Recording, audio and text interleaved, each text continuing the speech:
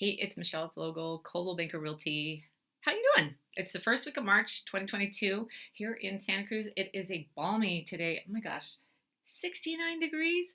It's like, oh, it's so nice. And then you kind of worry about global warming. Oh, we're not going to get into that. Never mind. Let's get into statistics. And I'm going to talk a little bit about what's going on locally and a bit in the world and how it affects real estate.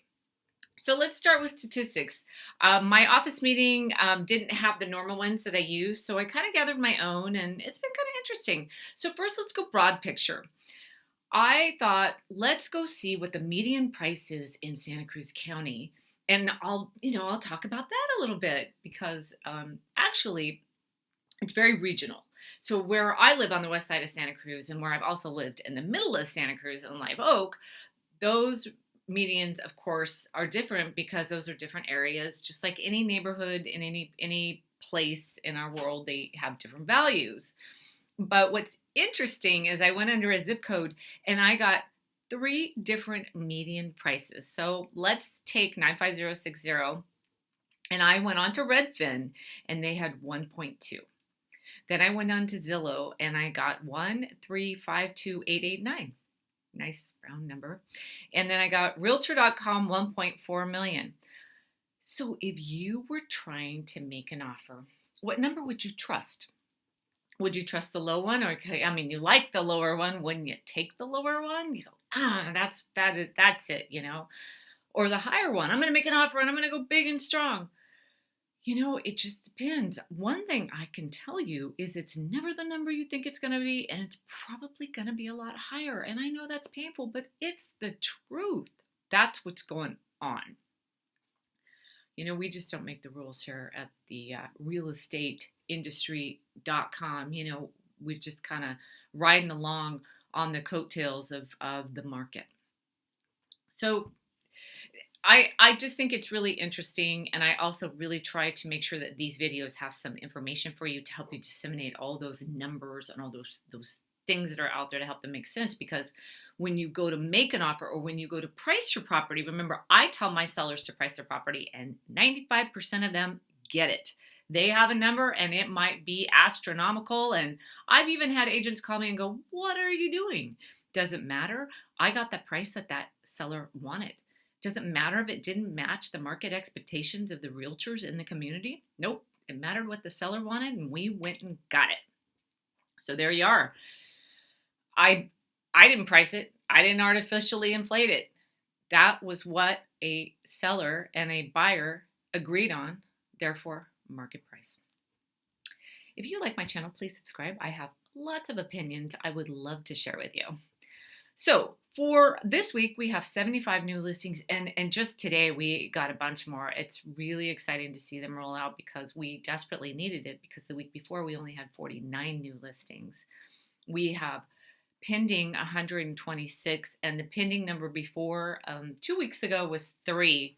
I think that was a little bit of a glitch. I'm not sure what happened there. Just a really slow time, or possibly the fact that we only had 49 new listings coming on. We just didn't have a lot going into escrow. Then what happened is they may have come in to the latter part of that other week, because this is all calculated on month dates and not really kind of necessarily by week, because a listing goes on typically around Tuesday. It goes through a broker tour, open house, and looks at offers the following week. So there is a cycle. So if you're a seller, think of the whole process of basically, besides all the work you're doing, cleaning up, getting ready, and all that, get ready, sell stuff. And then there's the getting the disclosures, the reports. There is getting the home ready for pictures, and then putting all that package together, which can take, sometimes I've worked on listings for months, weeks, sometimes it's days. I had a seller just at the beginning of last year said, "No, I want to be on by tomorrow." And I was like, okay. And I did it. So there's all different processes. Of course, we had to do a lot of the other work that we might do up front later, but anyway, so back to the cycle. So there is a cycle. So as a seller, you have all these processes you go through to get it ready. And of course, I make them as easy as possible. Then when a buyer sees it is really when you've done a lot of that work. But here's your buyer. Your buyer is looking at properties on Saturday and Sunday. They're not seeing anything, and they're hoping for more inventory on Monday and Tuesday. Now, we typically get them on by Tuesday by 2, so we can be on the broker tour by Thursday, and then we can get them through the open houses. And there's that whole marketing cycle that it goes through to get the most eyeballs and make sure that everybody's seen it and that seller's getting the highest possible price. Also, listings go out and they're syndicated into a bunch of different real estate sites. People don't just look at Zillow and Redfin and MLS. They look everywhere. And once they became a buyer and they're looking online, they are just getting bombarded by all kinds of crazy sites with listings. So that syndication process takes about a week.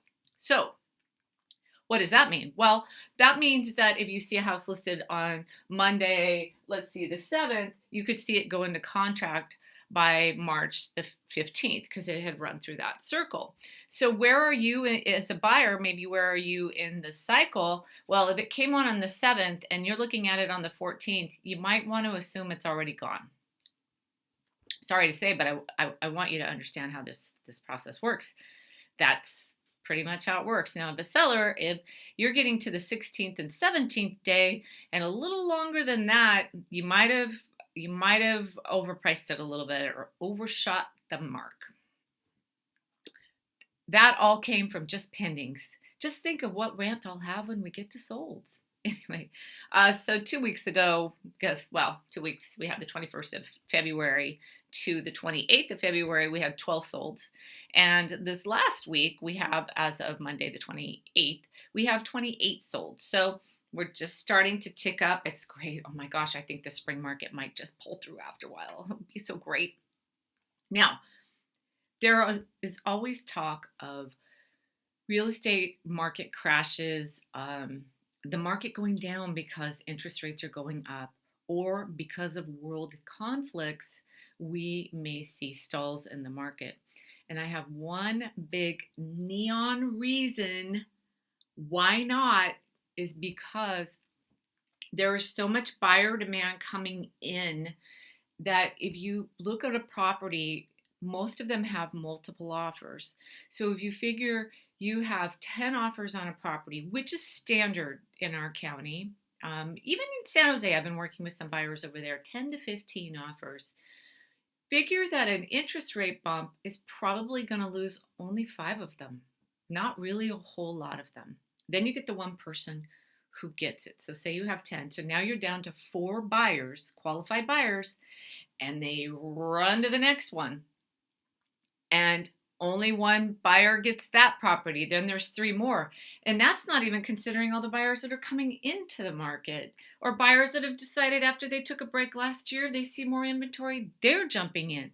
That's why there's really not a lot of fear that world events, interest rates are going to change things a whole lot right away. Now, we don't know what's going to happen towards the end of the year.